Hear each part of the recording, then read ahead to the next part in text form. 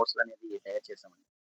Next మానవుల్లో మూత్రపిండాలు ఇవి వ్యవస్థలోని భాగాలు చూసుకుంటే విసర్జన వ్యవస్థలోని మానవ యొక్క విసర్జన వ్యవస్థలోని భాగాలు ఏంటని చెప్పుకున్నాం మనం. మూత్రపిండాలు, మూత్రకోశం మరియు ప్రత్సేకం. ఓకే, మొక్కల్లోని దారువు ఈ పని చేస్తుంది అంటే నీటి రవాణా. దారువు గురించి కూడా మనం ఎక్స్ప్లెయిన్ చేసుకున్నామండి. ఓకే, మృతికి నుంచి నీటి రవాణా చేస్తుంది, నీటి సరఫరా అనేది చేస్తుందని చెప్పాం మొక్కలకు.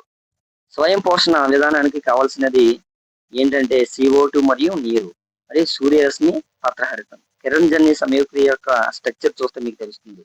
స్వయం పోషణ అంటే మొక్కలు స్వయం పోషణ తయారు చేసుకుంటాయండి, వాటికి అవే ఆహారాన్ని తయారు చేసుకుంటాయి. అందుకే వాటిని స్వయం పోషకాలు అంటారు. ఇది స్వయం పోషణ విధానం. దీనికి కావాల్సిన మొక్కకు ఏంటంటే CO2 మరియు నీరు కావాలి.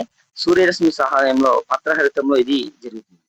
ఓకే, నెక్స్ట్ పైరువిక్ ఆమ్లం ఇచ్చడం వల్ల CO2, నీరు మరియు శక్తి ఏర్పడే ప్రక్రియ దీనిలో జరుగుతుందంటే మైటోకాండ్రియాలో జరుగుతుంది.